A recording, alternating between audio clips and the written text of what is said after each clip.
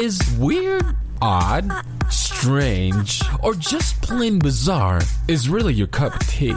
Then the Golden State Media Concepts Weird News Podcast will give you that fix. Can't believe it? Well, listen for yourself as we deliver the strangest news you definitely won't find on CNN or Fox. It's the Golden State Media Concepts Weird News Podcast.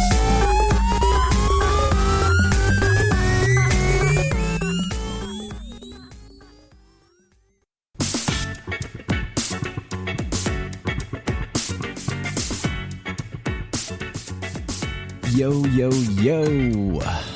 Welcome back to the GSMC Weird News Podcast.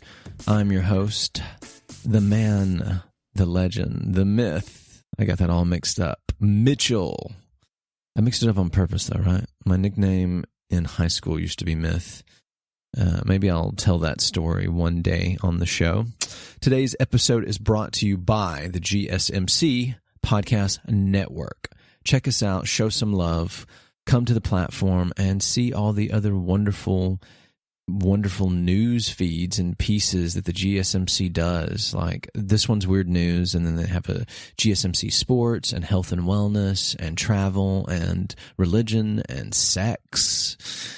You know, somebody was telling me that I had the voice. I should have done the sex podcast. Who knows? Maybe I'll transition over at some point.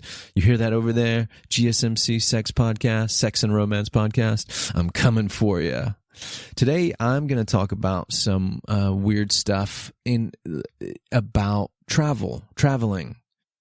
Weird news when it comes to like traveling and any kind of crazy, wild travel stories. And that's what we're going to touch base on. Before that, I'd like to ask everybody out there, how you doing? How have you been doing this week? What does your week look like? Have you encountered any weird things this week? Or more importantly, based on today's episode, have you encountered crazy, wild, nutty travel stories? Have you went and traveled abroad and discovered crazy things, got tied up in some kind of misadventure, or got in any form of calamity or danger or scary paranormal activity? Let us know in the comments below, the comments where you can go to gsmc.com and give us some comments. Tell us some of your weird news stories. Also, you can go to social media, Twitter, Weird News, GSMC_Weird News, and tweet us out some things. It'd be really great to hear from you. So my first story today is going to be an interesting little piece, and it's on travel horror stories. And it's by World Travel Family, which I believe is a website that talks about crazy travel stories. It's by Allison, and there's no last name, by Allison for World Travel Family. Travel horror stories. I took a look at this earlier, and I'm going to tell you, there's some crazy, wacky stuff in here. So check it out. Travel is amazing, but it's time to fess up. This is coming from the author of this, Miss Allison. I have a few travel horror stories to tell. Sometimes travel sucks. It can be hard, exhausting, dangerous, boring, or just plain icky. If you are squeamish or don't like reading about matters lavatorial, maybe this isn't the post for you.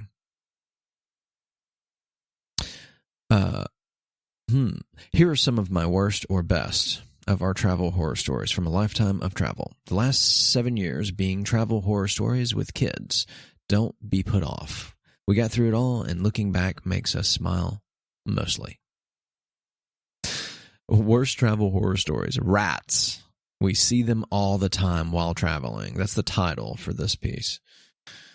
Oh, man. I actually don't mind rats at all, and the kids find them fascinating, but I get that some people are freaked out by them. We see rats a lot in London, in New York, in Australia, and all over Thailand, and just about everywhere else. But some rat encounters are more unusual than others.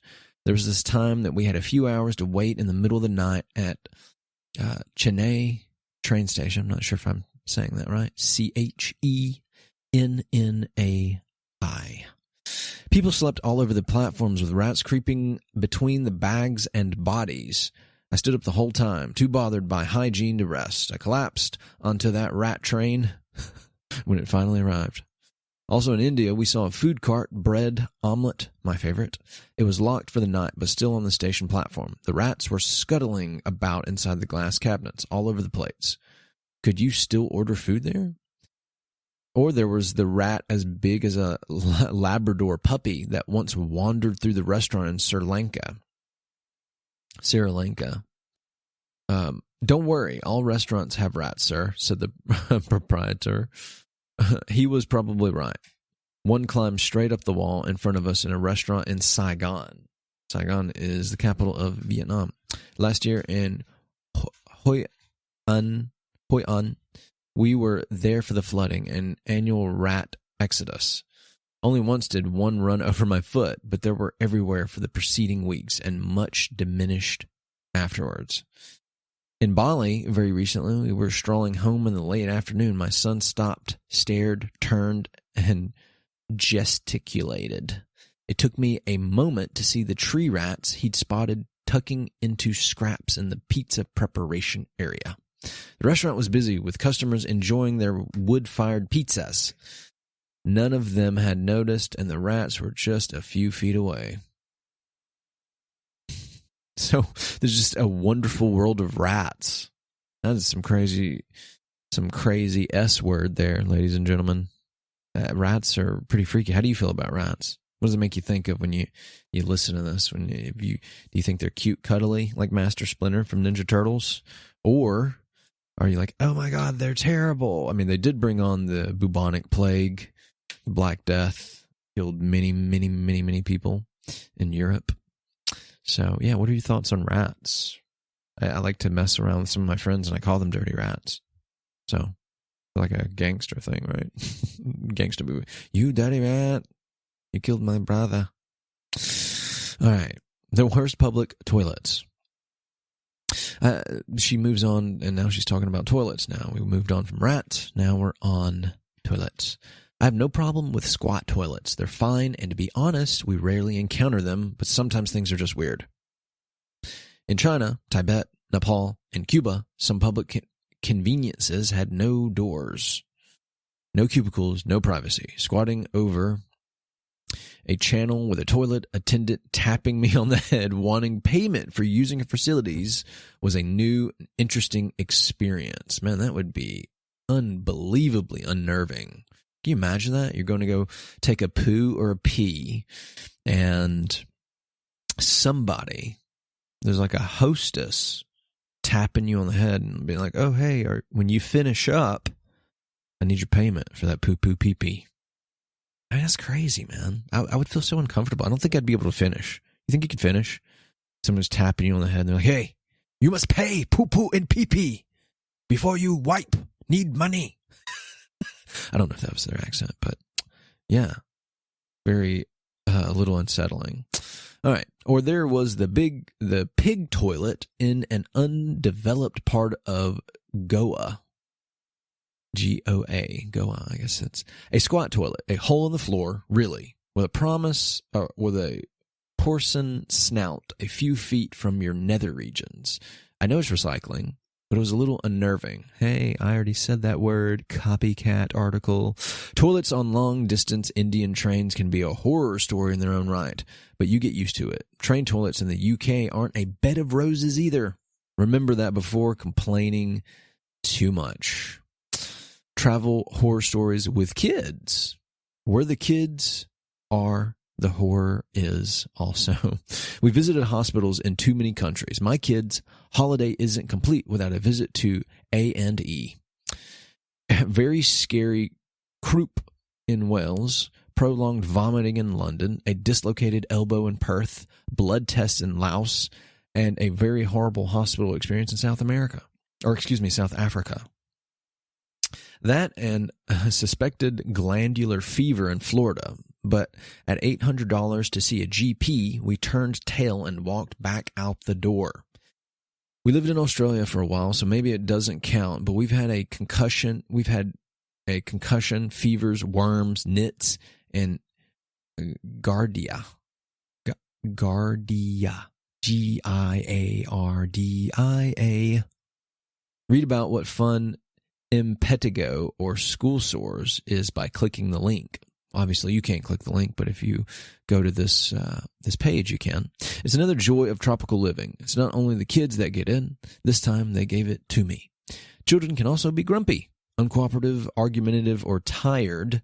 They can easily spoil your plans and be their own adorable little travel horror story. It's best not to get too hung up on plans. Occasionally, they make our lives more difficult, but they're beautiful. I added the beautiful. It's not part of the article. You can thank me later. Fun, amazing little human beings, and I wouldn't have our lives any other way. Okay, now no toilets at all as a traveling experience. How's about them apples, right? No toilets at all. That's crazy. No toilets at all. Can't wait to read this. I finally remember quatting. I think that means squatting. They just left out the S. By the roadside when I was cycling across Cuba. The cane fields were too snake-infested to venture off the road. We would all line up together at rest stops. You get used to it. It becomes a societal, a sociable activity. Or turning up to catch a bus from Nepal into India. It was a few hours on the roof. No toilets, nowhere to hide. The only toilet on offer was an open field, so I climbed up onto the roof and hung on for a very long time. Girls are much better at this than boys, in my experience. Danger while traveling is the next title for this section. So much scary stuff. White-knuckle moments on buses are common, with the Himalayas providing the ultimate in terror. Then there's the flight into Lukla itself and those horrible footbridges on the way up to Everest. But there have been a few notably intense standalone incidents. We were once almost hit by a runaway truck in Egypt. It wasn't nice, particularly as for a few minutes we all thought we were caught up in a terrorist incident. Trekking in the Himalayas on the Annapurna circuit and finding the mountainside had recently been taken out by a huge landslide was memorable. It was a week's walk back down, or we had to cross, picking our way across deep, sticky mud, praying it wouldn't at all start moving again tested my nerve. Despite that and a couple of nearby avalanches, trekking in Nepal is one of our best experiences ever. There was also the time I was alone, separated from my dive group, not a boat in sight, while scuba diving in Yongala, wreck off Townsville. This is an area known for tiger sharks, and it was seriously terrifying. Luckily, another boat happened past and scooped me out of the rough sea. High waves meant my boat, although not far away, was completely hidden to me and me to them. Once in a motel in Lake Tahoe, USA, we had a gunman and armed cops running around outside. Holy crap. Actually, we just thought that was cool and maybe just normal in the United States. We didn't see the danger at the time. I mean, first of all, this person that's writing this article that I'm reading, hey, can I be your friend or something? I would love to travel, even if I had to deal with all that crap. Pun intended and not intended. We were, I'll move on. We were in a fairly large earthquake in Peru. The hotel shook, but the Inca buildings were rock solid. The Incas were incredible builders. No argument there. They definitely were. Awesome monuments. If you've ever seen the Incas architecture, it's beautiful, ladies and gents. Google it. We felt many, many aftershocks in Nepal, too. They're scary. I can't even imagine what it must have been like to be there for the big quake. But we saw the devastation just a few months afterward. We were in a smaller earthquake in El Salvador. The kids loved that. It was their first time. They loved the smoking volcanoes of Guatemala, along with the streaming crater we climbed in Bali. There was once a green mamba in the shower cubicle at St. Lucia Wild Park in South Africa. Lovely rangers saved me, but I rather like snakes, and honestly, it was great to see one. Other dangers we've encountered include sharks, cassowaries, stinging tree, crocodiles, and marine stinkers. Now on to travel sickness horror stories. Touch wood. I've never had anything too nasty in the way of sickness, but Chef had 5 days of terrible tummy bother in Varanasi and Calcutta. It's really boring hanging around while somebody else is sick. Luckily, no doctors were needed, and I was a good nurse. I didn't give him a hard time. He had another bad dose in Laos. Again, the rest of us escaped. There was also the small matter of his surgery in Thailand. He's more trouble than the kids. Now, just horror. I once saw live rabbits being skinned for the pot in a market in China. I can cope with most things, but that had me in tears. It is crazy. Why would they skin the rabbits alive, right? Because then don't they run the risk of like the rabbits like freaking out? There's all that adrenaline pumping in the meat that makes it poisonous. They're probably going to pee and poop all over themselves too because they're being skinned alive. Man, that's terrible. This is these maniacs, right? This is one of those wet markets now made famous by coronavirus. I would never wander into one ever again. I know worse things happen at sea, but I'm a bunny hugger. Travel horror stories, our own fault. Sometimes even the most experienced travelers just get it wrong. We have spent the night in an airport because we got our dates wrong. This is actually really easy to do when your flight arrives around midnight. Days get muddled. You can read about that in our Bandaranaike airport post. I'm going to give everybody a forewarning disclaimer. I am not the best with some of like these bigger words. I guess I should find ways to articulate. I need to Google search the words so I can pronounce them correctly because it just irks me. But I mean, I guess people get the picture, right? You can always look it up. The name of this place it's spelled Bandaranaike.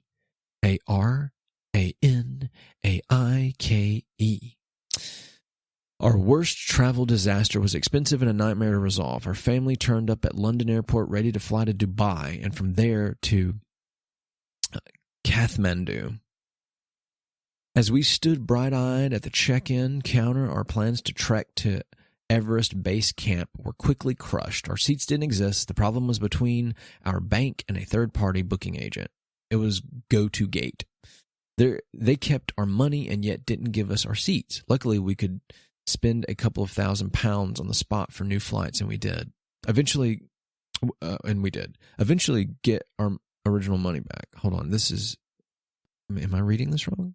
We could spend a couple of £1,000s on the spot for new flights, and we did eventually get our original money back. There was a comma there that shouldn't have been. That's why I was messing it up. It wasn't something I'd ever want to go through again. And last but not least, traveling and boredom. Yes, travel is boring sometimes. Ever spent the whole day in Mount Isa, Queensland, waiting for a bus? Once you've been to the Flying Doctor Museum and it's tiny, that's it. Not only my most exciting travel horror stories, just a very long day spent at KFC. Or did you ever put up with the most boring man in the world and his halitosis on a 10-hour flight? OMG. You're a captive audience, and it's hard to feign sleep when traveling with a baby. Then there was the time in the Fort Lauderdale airport, 15 hours of waiting in possibly the least interesting airport on earth. Strangely, I don't get bored on buses and trains, so long as I can look out the window. I'm a very happy traveler. We spent days and nights on moving vehicles, all good. Wow. That's some pretty crazy travel stories there. And actually, it goes on more and more. And actually, so we're coming up on a break here. There's a couple more, actually a lot more than a couple more. There's a good handful. The next piece that she writes is about spiders. And then from there is food and a couple other interesting little pieces. Accidents and injuries. Ooh, that one sounds juicy. For the Weird News Podcast. So we're going to take a quick break. We're going to go to our sponsors and our commercials, and I hope you enjoyed this first segment about these crazy travel horror stories. When we come back, we're going to finish up. We're going to talk about spiders on the road from these people, and then our third segment is going to be very interesting. I got a little surprise for everyone. Come back. Check us out. GSMC, Weird News Podcast. Are you tired of the same old news? Are you sick of the seemingly endless political spin and negativity? The GSMC America's Still Beautiful podcast is a weekly news podcast covering all the top positive and uplifting news stories. We cover stories that will inspire, uplift, and remind you of the good in the world. Tune into the Golden State Media Concepts America's Still Beautiful podcast to get all the great and positive news stories of today. Download the GSMC America's Still Beautiful podcast on iTunes, Stitcher, SoundCloud, Google Play, or anywhere you find podcasts. Just type GSMC in the search bar.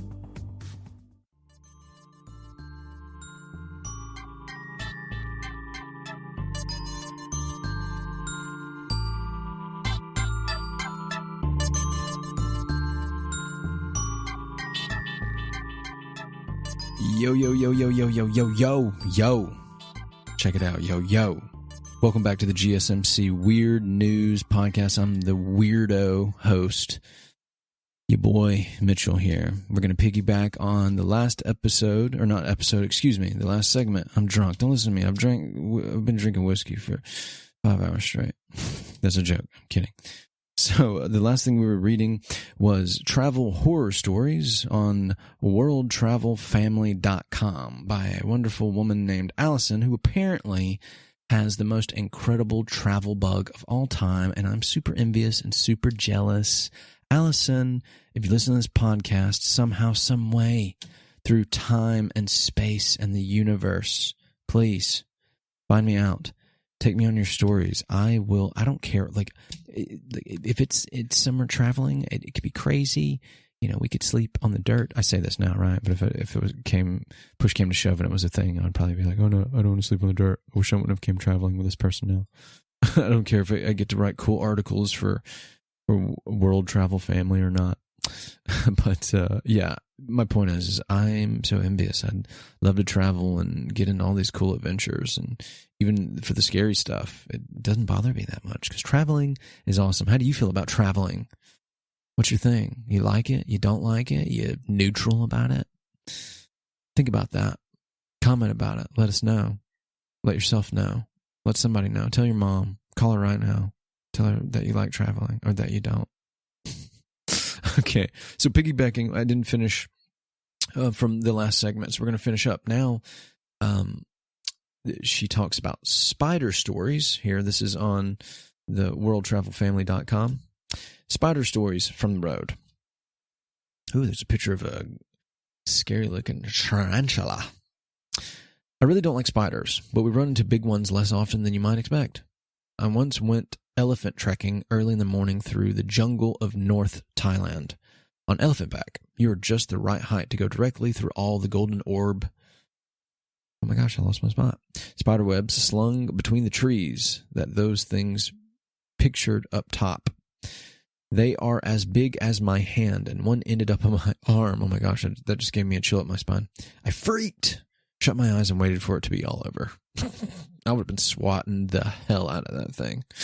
Stopping for food break on an all-day bus trip in Vietnam from Sapa to Hanoi, we found the whole place, ceiling, walls, totally overrun with large arachnids. No way could I go in there. I went hungry instead. Geez, that's crazy. It's like something out of arachnophobia. That would scare the daylights out of me. Also in Hoi An, where we lived for 6 months, we had huntsman spiders in our rooms twice. My children liked to prank me by shouting, "Huntsman!" This time they weren't pranking, and the mother of all arachnids was just a foot from my head. The tarantula in the featured image was in my back garden back home in Port Douglas, Australia.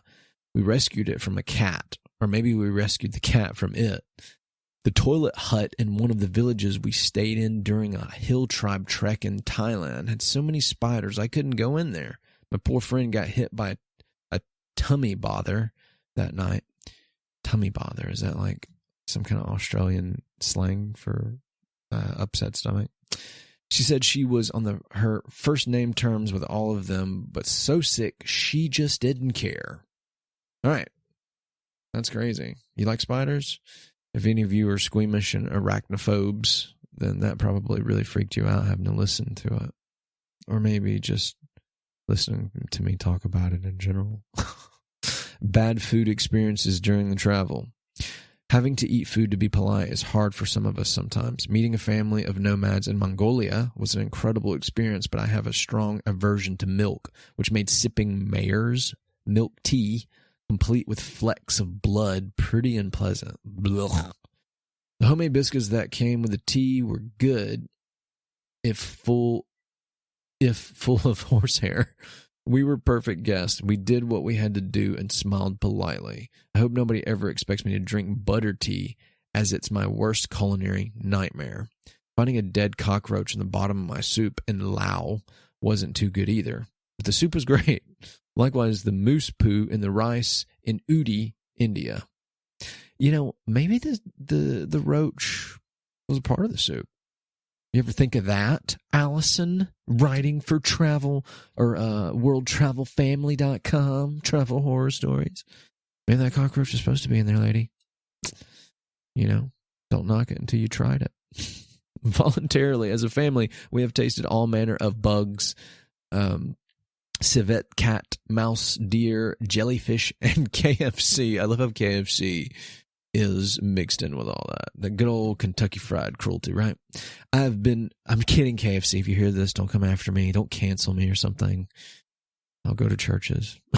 I've been vegetarian for most of my life, so mostly I've been able to skip the worst of the bad eats. Here we go with travel accidents and injuries. A lady dropping her bottle of spirits on my head on an aeroplane. A fellow traveler spilling hot coffee all over me. Sunburn, mozzie bites, sore feet, scrapes from a scooter crash, sore back from trekking and carrying a pack. There are lots of ouchy moments. Our only serious injury to date was a spontaneous hernia appearing in Thailand. Thankfully, we had good travel insurance, which covered the resulting surgery costs. Man, these people take their travel serious. I had the bag stolen at Cairns Airport when we were immigrating. The one with the paperwork, cameras, photos, jewelry, and insurance. It was horrible, very traumatic, and it still upsets me now to know that somebody just took my valuables and threw all my photos of the kids and our wedding in the bin. It's always the hurt that gets to me more. We had 2 petty thieves in Malaysia, nothing too valuable, but I can never believe that someone would do that to other people. Why travel when so many bad things happen? Sounds terrible, doesn't it? Why do we do this to ourselves? Why do people travel? Because we love it. We just keep on coming back for more. The good far outweighs the bad, and a lot of the bad is kind of good in a way. It makes for amazing memories and stories. You find more on this theme in my post, My Biggest Travel Regrets. I was tagged to write by Bethany at Flashpacker Family. It was hard. I'm not good at having regrets. Don't worry. All this happened to us over 20 years of traveling. 7 years of nomadic, you're unlikely to run into any difficulties in your next trip. Have you got any good travel horror stories to share? If you'd like to sign up to follow and receive our newsletters and travel information, you can do so on our About page. Check out our related post below. Some more tales from the road might interest you. I added that last part for dramatic effect. I'm going to be honest. I did. Is that weird? Am I weird for doing that? It's weird. Maybe I should host a weird news. Oh, wait. Yeah, bad joke. I'm not laughing at it either. So, what do you think of that? That's pretty interesting, right? It's pretty cool stuff. These people, they travel and they do, they get to travel, and then she writes this blog and all the crazy stories. I want to know, anybody listening to this, right? You're listening to what you just heard. Did any of that resonate with you? Have you experienced any of the stuff that this wonderful young lady was talking about? With the spiders, with the crazy food, the toilets that you have to stand up over while someone's tapping you on the shoulder asking if you're done peeing and pooing so you can pay them for their service of letting you pee and poo in a hole in the wall, or a hole in the ground. Actually, hole in the wall would be even funnier. And I wonder, if there's not a place like that, maybe I can start the first international rest stop that just has a hole in the wall that you literally go to the bathroom in. Don't ask me how you're going to do number 2. You just have to figure it out, right?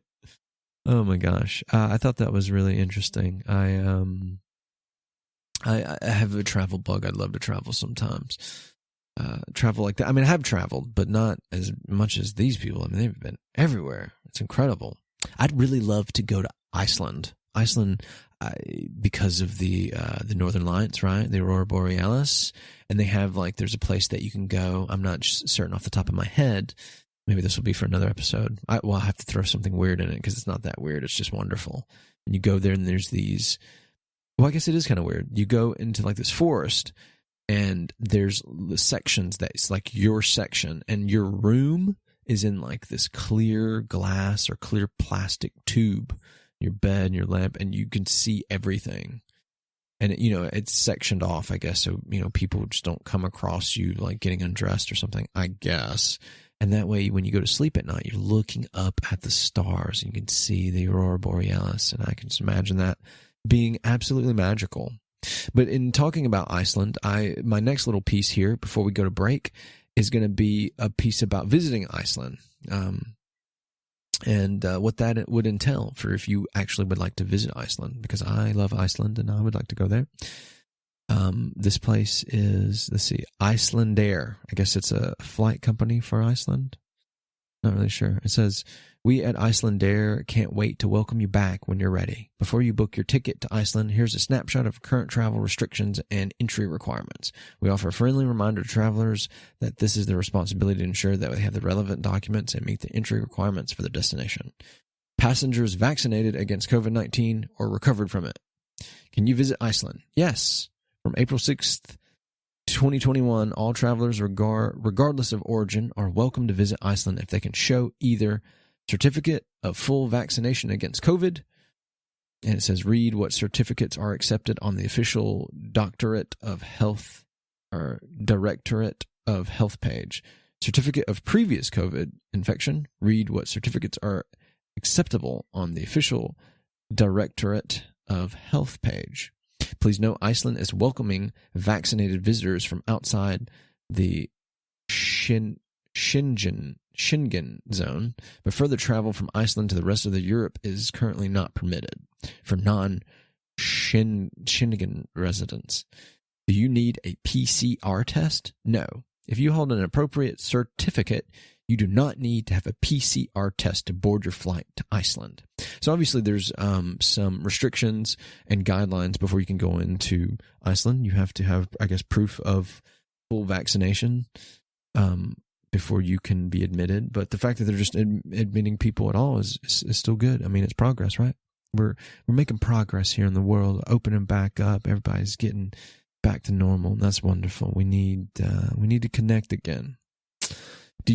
Okay, I already read that part. Is there arrival testing and quarantine? Yes. If you hold an appropriate certificate, you're required to undergo one COVID-19 test upon arrival. The test is free of charge. You must wait for the result of the test, usually received within 5 to 6 hours, but may take up to 24 hours at your accommodation. You do not need to quarantine for 5 to 6 days and take a second test. Note, this testing requirement is temporary and will be reviewed by June 1st. Passengers not vaccinated against COVID-19 and not previously infected. Can you visit Iceland? Okay, here's the answer to that. All visitors holding a passport or valid residency from EU to EFTA countries are welcome to visit Iceland. There are restrictions for other nationalities, including travelers from the UK, US, and Canada. It says, see who can visit Iceland below for more detailed information. Do you need a PCR test? Yes. You require a negative PCR test before boarding an aircraft to Iceland. So you don't have to, based on what I'm reading here, and correct me if I'm wrong, you don't have to have a vaccination, but you will get tested, and if you're positive, they'll let you proceed, and if you're not, then they won't let you, I'm assuming. Let's read on. Let's see. Before boarding an aircraft to Iceland, taken within 72 hours of departure, see information under blah, blah, blah. Is there arrival testing and quarantine? Yes. Arriving passengers must undergo double screening for 5 to 6 days quarantine between tests. People are allowed to quarantine at their home or at suitable accommodation, and certain requirements are fulfilled, and they are arriving for a lower risk country. See information. Do you need to stay in a quarantine hotel? If you're arriving from a high-risk country, you will be required to stay in a quarantine facility without charge. Those who cannot quarantine at home and are prefer to stay at a quarantine facility may stay there without charge. See information below. Okay, so those are multiple ways of how to get into Iceland. I guess it's not really weird news, right? That's general news. I guess it's just it's weird in the sense of the way the world's always worked, right? Like now we're having to get tests, vaccine tests and stuff. People can go on vacation to visit certain places, and that in itself is kind of weird, right? I mean, I'm not saying it's not necessary, obviously. They're trying to keep their country healthy and keep their people safe and all that jazz. But it's mighty protocol. But it might be worth it, or it is worth it, right? To go see that heavenly sight, the Northern Lights, and not even just that, but Iceland and all the crazy stuff like the wild springs that you can go in, that like the hot water that comes from underneath the earth, and it has all those good minerals in it. It'll purify your skin and clear up. I read an article once about how these hot springs in Iceland can clear up skin issues like eczema and psoriasis, acne, and all that. So, yeah, you're going to go to Iceland, you got to be ready to quarantine for a little bit, or you go ahead and get your vaccinations and stuff. But either way, you can visit this magical place, and hopefully you don't get into any crazy stuff. But then if you do, there'd be a weird news travel story, and you could put it on this show. So bada bang, bada boom. When we come back, the third segment is going to be something really cool. I promised it was a nice little surprise for everybody. And it is going to cover 15 of the world's... Actually, you know what? I take that back. That's going to be my last segment. I apologize for that. So it's going to be the next segment coming up. Stay tuned. Strap in. 14 unsettling true hitchhiking stories that will make you fear traveling, right? We've been talking about some crazy stuff going traveling, but how about some stories that'll make you not want to travel at all? You curious about that? Come back. GSMC Weird News Podcast. Tired of searching the vast jungle of podcasts? Now listen close and hear this out. There's a podcast network that covers just about everything that you've been searching. The Golden State Media Concepts Podcast Network is here. Nothing less than a podcast bliss with endless hours of podcast coverage. From news, sports, music, fashion, cooking, entertainment, fantasy, football, and so much more. So stop lurking around and go straight out to the Golden State Media Concepts Podcast Network. Guaranteed to fill that podcast itch. Whatever it may be. Visit us at www.gsmcpodcast.com. Follow us on Facebook and Twitter, and download us on iTunes, SoundCloud, and Google Play.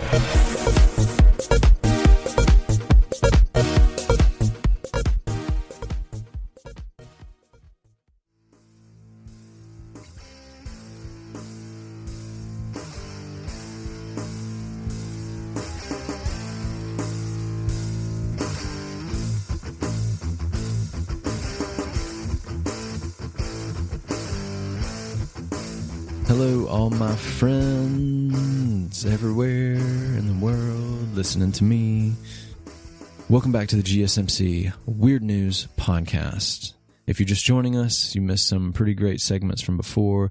We discussed some crazy horror stories. Although, they weren't like that horrific. They were just like crazy, wild things about like toilets and spiders and wild food and kids' injuries and stuff like that. About like traveling. And then we also covered stuff about like what are the requirements to get into the wonderful and weird land of Iceland. On this segment, very this is about traveling, not necessarily abroad, but just traveling in general, in the general sense of just getting around by the method of hitchhiking. And it's 14 unsettling true hitchhiking stories that will make you fear traveling. So, yeah, this one might freak you out about traveling here. So here we go. This is off of a website called www.ranker.com. and it's the graveyard shift section. So it's probably, something that would be good for Halloween. Maybe. But yeah, 14 unsettling true hitchhiking stories that will make you fear traveling. And it's actually, comes from Reddit, but it's just on this website. So enjoy. So never ever pick up a hitchhiker. So this was told to me, this is from Redditor The Best Jeans. So this was told to me by an old family friend, Nikki, numerous times as a kid growing up, as one of those life advice stories to keep in mind through the years. And to her credit, I have never forgotten it. Whenever anything associated with hitchhiking comes up, it always springs to mind and probably always will. Makes me a bit ill whenever I think about it, actually. So Nikki, who grew up at the same time as my dad around the early 80s, was a young woman in her mid-20s. She's one of those real kind-hearted souls, always willing to help another out in time of need, And I can't imagine her being anything other than that when she was younger, so I totally see her doing this too. So driving into the city, about a 2-hour or so drive out from town, she saw a man walking down the side of the road. As she neared, he turned and, in typical hitchhiker manner, stuck out the old arm and thumb. Nikki, bless her heart, pulled over and asked him if he needed any help. She told me that she was really polite and if not a bit shy when he asked for a lift into the city. Nikki gave a smile and popped open the passenger door for the guy, who tossed his bag into the back seat and buckled up for the ride ahead. They talked pleasantly for most of the trip about friends, the news, etc. She felt that they were getting on really well and even bought him dinner at the pit stop a little over halfway there. She says he seemed really flustered and awkward when she paid, but one of the things they had talked about was money and how he was pretty dang strapped for cash, which is why he was hitchhiking in the first place. But he eventually relented and they went on their way.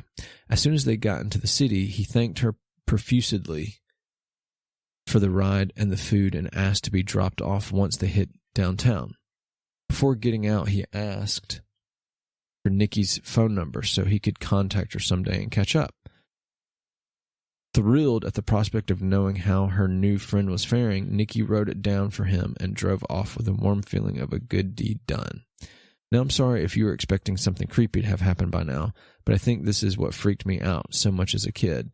How nice everything seemed to have worked out. Nikki would get this crease in her forehead and a funny look in her eye when she would tell me the next part. Ooh, are we intrigued by the next part? I guess it might get scary. A week later, she got a phone call from her driving buddy. He didn't let her get a word in edgewise after hello and told her that she should thank God that she was raised so nice, because when he first got in her car, he was planning on raping and murdering her once they got to the pit stop. That he was going to steal that car and dump her body in a ditch further down the road and go on his merry way. But after she talked with him so kindly and treated him to dinner with a smile on her face, he couldn't bring himself to do it. He didn't think that he could live with himself after doing that to such a nice lady. And to please, Nikki, please, never, ever pick up another hitchhiker. Then he hung up the phone. Nikki never got a call from him again. When she tried redialing the number, she got a payphone.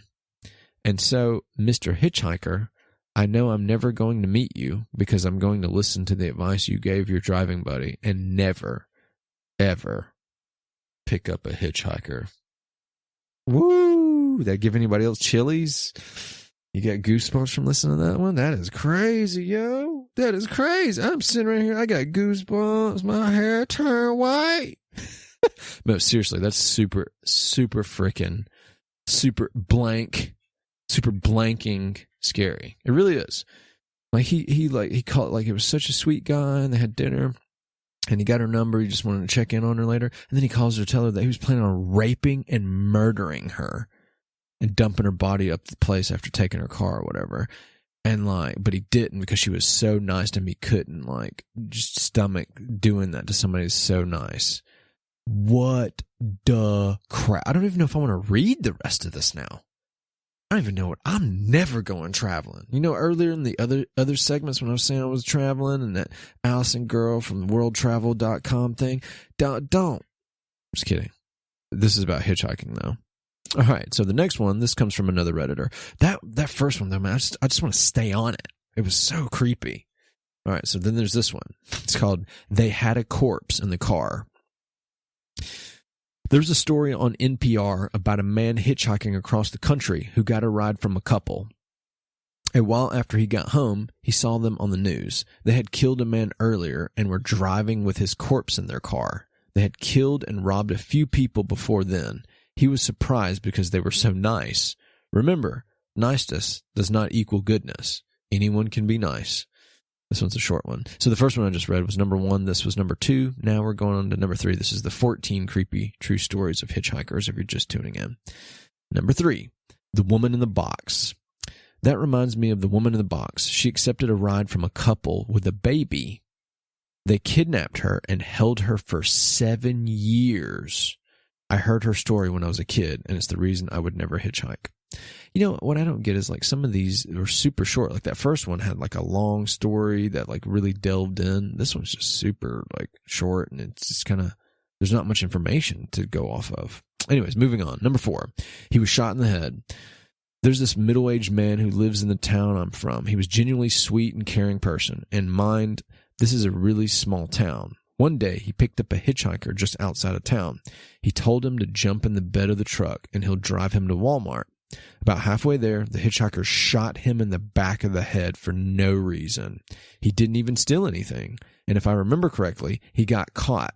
Henry didn't die, though, but he is permanently disabled and has severe brain damage. I remember when I first heard that, and it scared the crap out of me. This was probably about 12 years ago now, but I still think about it anytime someone talks about hitchhikers. It scares me to think someone would do something like that just because. Number 5, he, in quotes, enjoyed the drive. This is from a Redditor called Giola. First of all, I want to apologize for any mistakes in my English, because my English isn't my first language, and even though I'll try my best to avoid it, I'll probably mess up something. The story took place 2 years ago. I was on my second week backpacking through Austria, and I reached a point where I was too exhausted to walk any longer. It was an unusually hot day, and I had blisters all over my feet, and I was ready to call it quits. I was in the middle of nowhere and decided to thumb a lift to the nearest train station, but I was out of luck. I stood there for what felt like hours, and no car would pick me up. I don't blame them. I spent 2 weeks sleeping in the woods. My clothes were dirty, and I probably looked like a maniac. When finally a truck pulled up, I didn't hesitate to hop inside because I was so thankful to be able to sit down and rest my feet for a while. I asked the driver if he could drop me by the nearest station so that I could catch a train to Vienna. But he told me that we were heading back there anyway, and that he could take me there as long as I didn't mind him making a stopover to load the truck. I didn't, so we drove along. We made some small talk, and he seemed to be very polite. It was a pretty enjoyable ride until we reached the first stop. He loaded his truck while I walked around a bit and bought some water at a gas station nearby. He had offered me drinks a few times along the ride, but I always declined because I don't feel comfortable with that. I got back into the truck, and we continued the drive to Vienna. Almost immediately after we took off again, he told me that it wouldn't be a problem for him if I wanted to take off some clothes since it was such a hot day. I told him that I was fine, but he brought it up a couple more times. He also asked me if I wanted to take a nap in the back and that he had several hitchhikers sleeping there in the past. I declined again and started to feel a little uneasy around him and planned to leave the truck at the next gas stop. All of a sudden, he nearly yelled at me to put my head down and hide because he was driving past his stepfather's car and he didn't want him to see me in the truck. That struck me as odd, but I did anyway because his yelling took me by surprise. That confirmed my resolution to get out of there as soon as possible, and I asked him to drop me off at the next stop and made up an excuse that it was my goal to enter Vienna by foot and that I was rested enough to make it. Thanks to his lift, he agreed and got my stuff ready. He suddenly turned to me and said that I looked familiar and that he was sure he saw me somewhere before. I shrugged it off, but he insisted. He remembered my face. He asked me if I ever went to a swingers club because he was sure he saw me there sometime. That caught me off guard, and I told him that was impossible because I had never been to one. Well, do you want to? I'm going to one in Vienna. Let's go there together. I'm sure you'll like it. At this point, I really wanted to get off the truck ASAP and told him that I had no intention to come with him and asked him to drop me off now.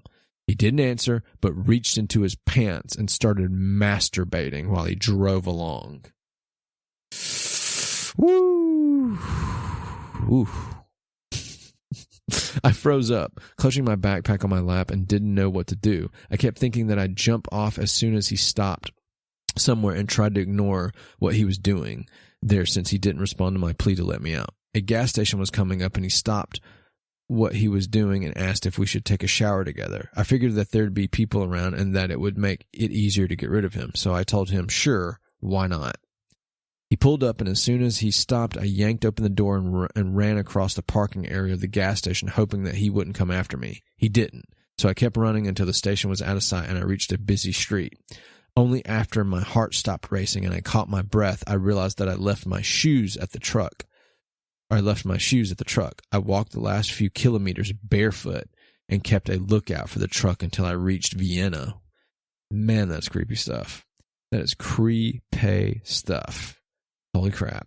I've already lost count on these. I think this next one is number 6. I believe. I'll figure it out as I go along. He got into the car with John Wayne Gacy. All right, this is from a Redditor as well called Jason is So Handsome. Not my story, but my history teacher's hitchhiker's story. As a teenager, my teacher lived in Cook County, Illinois, and frequently would walk around town, the city, as most people do. One day, he was offered a ride by a largish man in a car and hitchhiked home. The driver had a clown suit and makeup kit in the back of his car because he said he worked as a clown part-time, which should have sent bells ringing, but he thought nothing of it. So he got driven to his mom's house and thanked the driver and left. My history teacher said the driver was one of the most polite people he has ever met. A few years later, my teacher found out that that man he got into the car was John Wayne Gacy Jr. And if people don't know who John Wayne Gacy Jr. is, I'm not going to go into a lot of full detail, but let's just say he was a real-life it clown, but at the supernatural stuff. He was a guy that dressed up like a clown and did some very bad things as a clown. Check it out. Like I said, I wouldn't do any spoilers. That could be for another episode. John Wayne Gacy Jr. Check it out. Or maybe don't, especially if you're scared of clowns and real life stories. All right, next one. Picked up undocumented immigrants. It's from a Redditor, Iran RPCV. I stopped around sunset when I saw someone at the side of the interstate on the way to Phoenix from Tucson, and as soon as I stopped, he and 3 more people got into the car. Before I could say anything, a spotlight hit my mirror, and a state police officer came up, asked me if I was okay, and started questioning my new passengers in Spanish. He said to me, "You know you have a carload of undocumented immigrants here, don't you?" He then said I could turn them over to him, and he would keep them in jail overnight and turn them into the INS in the morning, take them up to the next exit and drop them off, or take them to where they were originally headed. Not quite sure I understood him. I asked him to repeat. He said the same thing again. I said that if he didn't mind, I would take them to their destination, which turned out to be an orchard a few miles up the road. He wished me a good evening and left while my passenger kept repeating, "Amigo, amigo." That's so creepy, man. All right. Cousin vanished while hitchhiking. My aunt's eldest son hitchhiked a lot through New Brunswick back in the 70s. He vanished one summer, and the best the police could come up with was that he was picked up by someone, murdered, and his body was dumped in the St. John River. They never found his body, and my aunt never got closure. My mother told me that when I was young to discourage me from hitchhiking, and heck, it worked. The next one is, he had a shotgun, from Redditor Sumat. My older brother picked up a hitchhiker once after a night of light drinking. The way I heard the story relayed was that after driving for a few minutes, the man pulled out a shotgun. God knows how he concealed it. The cops never really figured out that detail of the story and declared he was going to steal the car. Well, my brother, being the self-proclaimed tough guy that he was, wasn't going to have this. So he stopped and tried to pull the guy out of the... So he stopped and tried to pull the guy out of the car to the ground. Next thing you know, my brother has a shotgun wound that blew off a chunk of his bicep, and the hitchhiker runs off. He made a decent recovery, but he still has a chunk gone from his arm and isn't able to lift heavy things anymore with that one.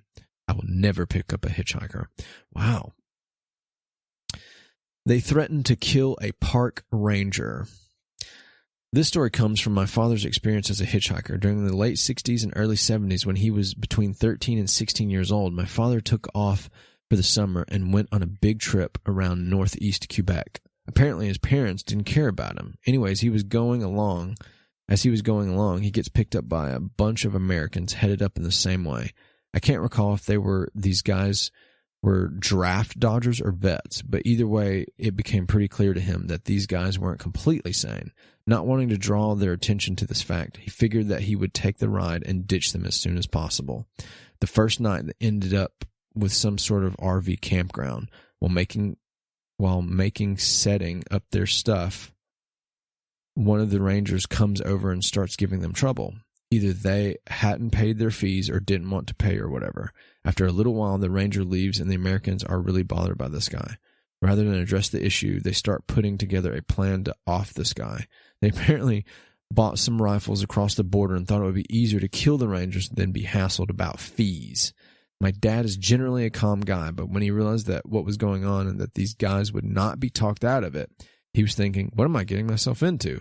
The next time the ranger comes back, my dad approaches him right away, tells him that he's got to go, and I'm not sure if he paid the guy or just warned him, but either way, the ranger left and didn't come back. The craziest part of the story, in my opinion, is that he thinks he stayed with the guys for a few more days.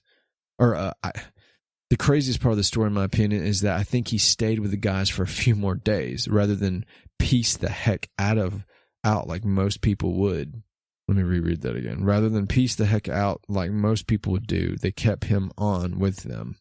Probably saved a ranger's life and saved himself from a much worse fate. Jeez Louise, man. That is insane. Well, look, we're going to go to a quick break, and when we come back, I'm going to finish up the rest of these 14 creepy true stories of hitchhikers.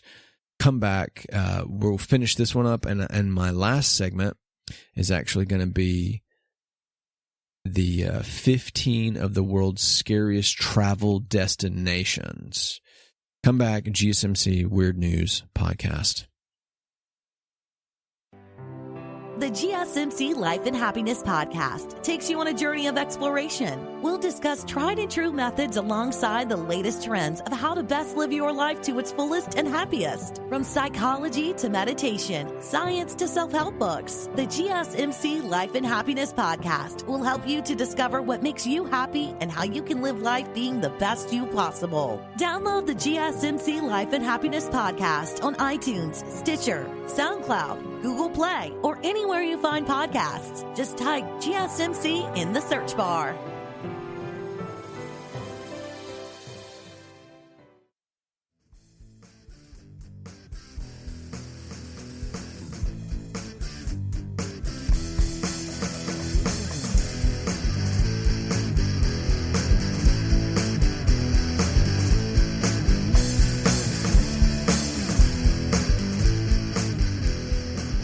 Ladies and gentlemen, welcome back to the GSMC Weird News Podcast. I'm your host, Mitchell. We've had some interesting things on today's episode.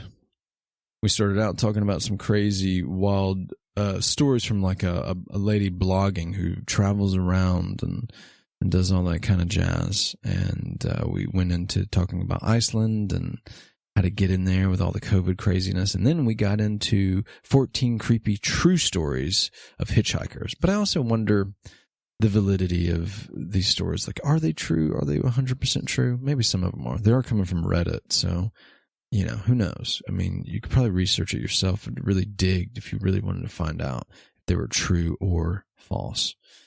So I didn't finish. I think I got through 10, so I believe I have 4 more stories, and then we're going to go into scariest places to travel after this. So picking it right back up. So this is the 14 creepy true stories of hitchhikers, and this is number 11, and the title is You Sure Are Pretty from Redditor Hoot Bear. I was 18 at the time, driving to get some food on my lunch break. I saw a man probably in his 50s trying to hitch a ride. I was pretty hesitant to stop, so I drove by. I felt guilty, though, remembering my mom always stopping to help people stranded on the road, homeless, out of gas, etc. So I turned around and offered a ride. He introduced himself, name I cannot remember, and thanked me profusely. He apparently had groceries and told me he didn't want his meat to spoil in the hot New Mexico weather. He asked to be dropped off at the post office, which was not too far away. As I drove off, he stared at me for a good minute, and the sirens went off in my head. Awkward, creepy, and unsettling. After a bit, he blurted out, "You sure are pretty," and asked me for my number. I said no. I have a boyfriend, and I'm not interested in the least bit. He kept asking, and I insisted my relationship status was irrelevant. He kept asking and insisting my relationship status was irrelevant. I asked him to stop, and he became aggressive. I veered into the closest turn-in, slammed on my brakes, and yelled, "Is it too much to ask for a little good karma every now and then? Get out of my car, you cad." Yes, I said cad. He gave me a blank look, then just got out, much to my surprise. He ended up forgetting his groceries, and what scared me most is the fact that there was no meat, just some eggplant and nonsense. Now that I'm older and hopefully smarter, I will think about who I pick up and a little more, and it also helps having my 80-pound dog in tow. All right, number 12. He carried an axe, from Redditor Raccoon Yeti Kiwi. I didn't pick him up myself, but I was with my father who was driving. We got him during the rain. He had long hair that covered his eyes, and he was carrying an axe. He looked oddly like a long-haired Hitler. What? He had the dark hair and mustache. He was extremely polite, and we dropped him off where he needed to go with no problems. I would like to think he was a very polite murderer, or did that all the time, just to see how people reacted. Number 13. Dad was almost arrested for aiding and abetting. From Redditor, How About Me? I stopped for hitchhikers. Some background. I'm 36 now. When I was 13 through 15, I used to hitchhike out in the country to get around when visiting family who lived in the country. It started when I was walking and someone who knew the area just offered me a ride. When I was a kid, everyone was perfectly pleasant and nothing untoward ever happened. Never heard that word before, untoward. Anyway, flash forward. Many years I've picked up hitchhikers off and on. My dad used to as well. The weirdest one picked up was a Navajo guy who was walking in the middle of the desert while he was doing long-haul trucking. The guy literally was in the middle of nowhere during a time of the year that weather could have killed him. He picked him up and traveled with him for about 300 miles, and eventually he got stopped by the police, and the guy he picked up got arrested. They threatened my dad with aiding and abetting, but nothing came of it, and they took the guy away. My dad picked him up again several days later, driving back to find out that the police kept him for a day or two and then dropped him back off in the middle of the desert near where he was picked up the first time. My dad took him over the state lines to El Paso, and he got out and was perfectly pleasant the whole time. That's just such a weird, random story, you know? Like, it's just really, really, really crazy. I don't know. Very odd. All right, last but not least, he picked up a murderer. Not my story, but my dad's. He was traveling through Arizona on his way to Mexico. He looked to the side of the road and saw a man hitchhiking. My dad pulled over and asked where the guy is going, to which the man said, "The next town over." My dad, being a very trusting man and being the 70s and 80s, decided he would give him a ride. While they were driving, they started talking, and my father asked for his name. His name was Derp. My dad, quite shocked, looked at him and replied, "Holy crap, that's my name." They had a few small conversations, and at the next town, my dad let him out and continued to Mexico. He eventually reached the border. He pulled up, and the border official asked to see his license. He took a good long look at this license. The official then took off his big aviator sunglasses, told him to pull over to the side. My dad got out of the car, and they put him in a room while they searched his car. He was sitting in the room for a good few hours, admiring the entire wall of confiscated tequila, when the officer walked back in and apologized for the wait. My dad asked what the reason was, and the officer replied, "There's a warrant out for the arrest of Derp. Once again dazed, my dad asked, "What for?" The officer replied, "Murder." My dad damn near crapped his pants. Boom. That's the ending to that one. Some pretty crazy stories. It's funny, I remember picking up a hitchhiker once. I was at a Moe's Southwest Grill eating, and this guy came and he was like, hey, can you take me to so-and-so? And I felt really bad. He just got off a bus, and he looked like this young, sweet guy.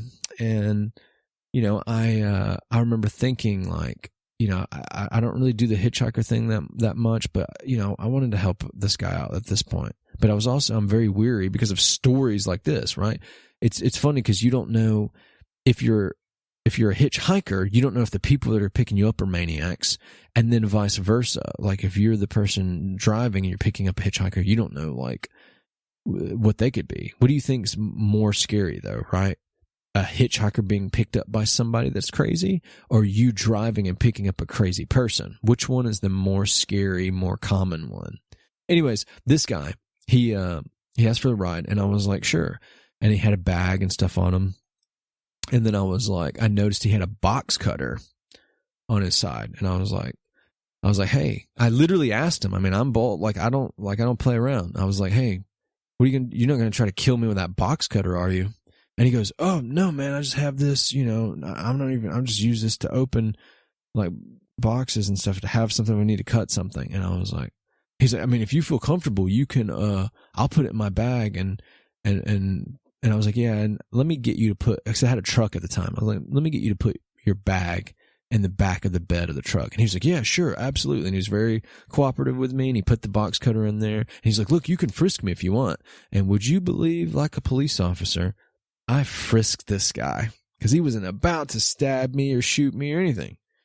And, you know, it was funny. But he ended up being a really sweet guy, and I dropped him off at his destination, and you know, he told me to have a blessed day, and I told him the same thing. So it was great stuff.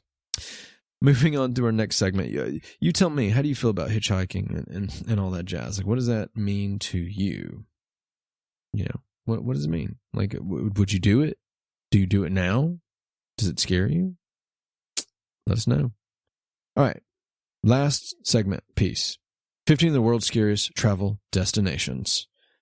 These are just scary places that you can go to that are crazy. 15 of the world's scariest travel destinations. Number 1, Paris catacombs.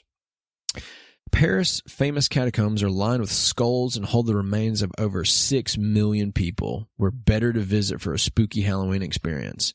Built in the late 18th century as a way to deal with the city's overflowing cemeteries, the catacombs feature sections dedicated to different bones and body parts. They don't call Paris the city of love for nothing, you know. All right, next up, the Island of the Dolls, Mexico. Among the beautiful canals of Yochimico, I don't know if I'm saying that, Yochimico, near Mexico City, is the beyond creepy Isle de las Menucas. I don't know how to say that. Islands of the Dolls. Old dolls, many sporting missing limbs or empty eye sockets, hang from trees and buildings in a scene straight out of a horror film. Legend has it that after a little girl drowned near the island some years ago, its caretaker hung up her doll in remembrance, and the collection was added over the years. Locals say the dolls are possessed by the girl's spirit, and some have even heard them whispering to each other. Ooh, that's creepy. Next up is Salem, Massachusetts, United States of America. The Massachusetts town is synonymous with the 1692 witch trials, during which 20 people were hanged for witchcraft. The town has fully embraced its witchy past. Local police cars sport witch logos, and locals can send their kids to Witchcraft Heights School. We're not sure if they play Quidditch there or not. Oh, how funny. Dracula's Castle, Romania. Just the name Transylvania brings to mind blood-sucking, black cape-wearing vampires. Make a goth horror pilgrimage to Bran Castle, a grand, turreted medieval castle widely regarded to be the inspiration for Dracula's. Just make sure to bring some garlic. Japan Suicide Forest. Near Mount Fuji, Okigahara Forest is infamous as one of the world's most popular suicide spots and is closely associated with the home of the dead in Japanese mythology. The country's suicide problem has grown to such an extent that in 2010, 200 people attempted suicide. Signs at the entrance now warn suicidal people to seek help, and patrols regularly search the forest for bodies. Man, that is insane. So they go to this random forest to kill themselves, but why this forest? I think they made a movie about that, actually, called The Forest, if I'm not mistaken. Ooh, that's crazy. I'd research more on that. It's a fascinating thing. Snake Island, Brazil. Those with a fear of anything slithery should avoid this rocky outcrop in Brazil, home to an estimated 2,000 to 4,000 golden lance head pit vipers, an endangered venomous snake. The island, Ilha da Queimada Grande, Snake Island, is closed to visitors both for their own safety and to preserve the snake population. World's tallest glass-bottomed bridge, China. The world's tallest glass-bottomed bridge. It opened in 2016 in Zhangjiajie and is not for the faint of heart. The 430-meter-long bridge gives visitors views 300 meters down into the lush green valley below. That's 985 feet.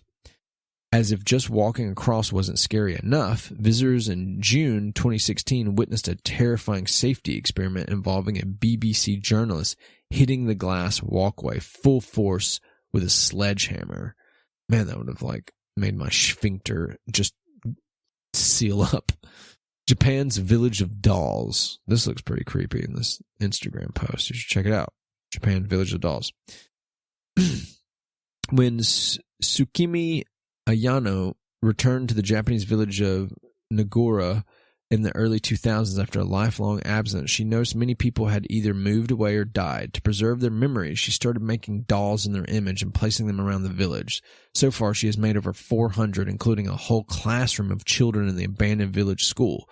Just goes to prove that one person's art project is another person's waking nightmare. Jeez Louise. Peruvian sky lodges and hanging hotels. Scared of heights? Imagine the terror of sleeping in a see-through pod strapped to the side of a sheer cliff. Thanks to the travel company Natura Vive, this is just what you can do, or avoid like the plague.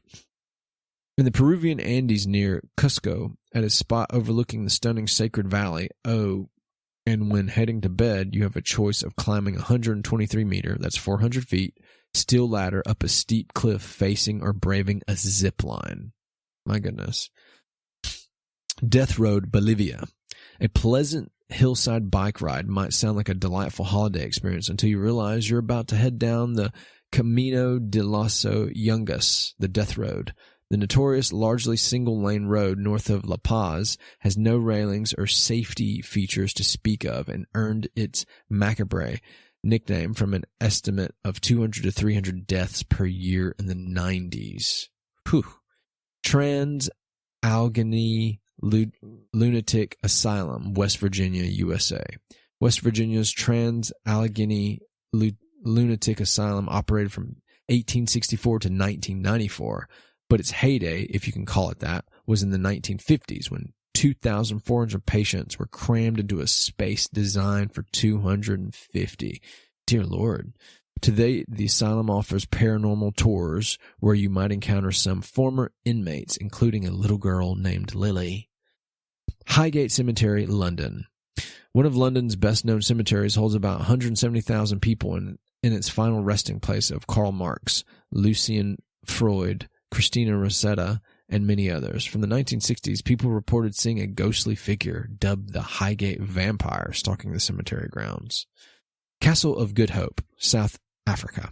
South Africa's oldest structure, built by Dutch East India Company in the 17th century, was for many years used as a prison, where inmates were subjected to torture and abuse. It is said that even today, its guards often hear the chilling screams of former inmates.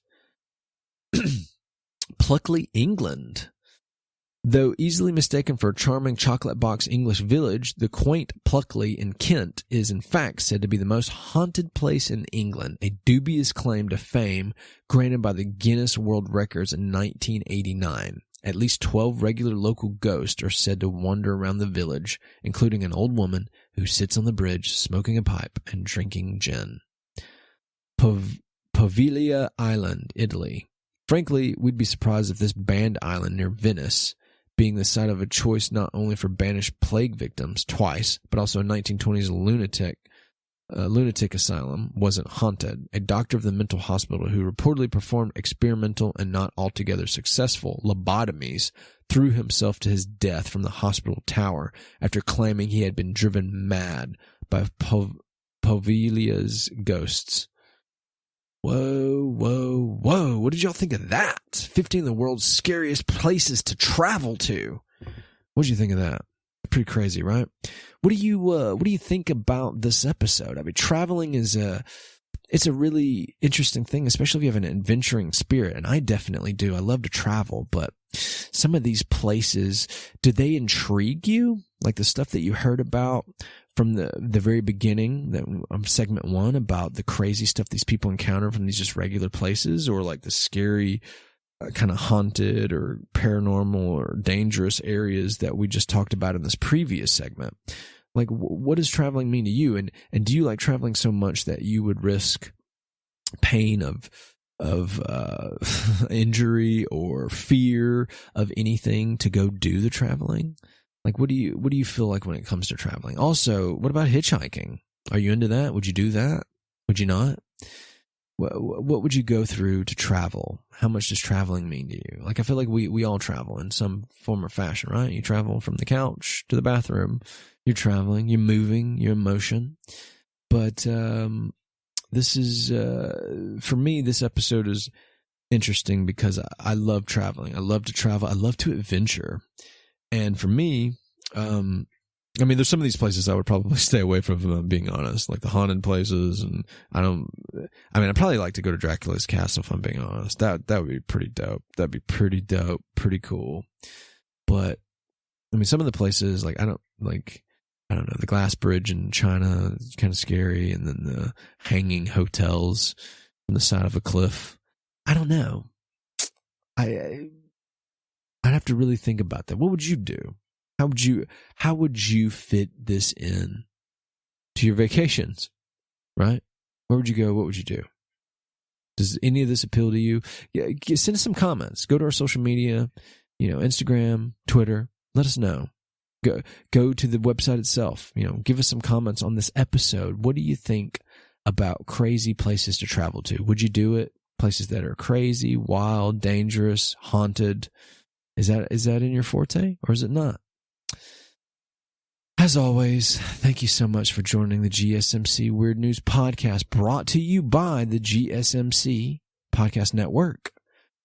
I had so much fun today reading these stories and thinking about the concepts of traveling and also the dangers of hitchhiking and these weird travel stories. What did you think of the episode? Let us know. We'd love to hear your voice. And I mean your voice, and I say that metaphorically, obviously, because you'd be typing it out. But I hope you enjoyed this episode. I'm your host, the man, the legend, the myth, Mitchell. And I hope you come back and tune in for us again on another episode, because we'd love to see you and to hear from you. Well, I guess we wouldn't really see you, but you know what I mean. Your presence is felt. We appreciate all the support. Please come back. Hope you enjoyed this episode. Thank you so much for tuning in to the GSMC Weird News Podcast, and we'll see you later, alligator. Peace.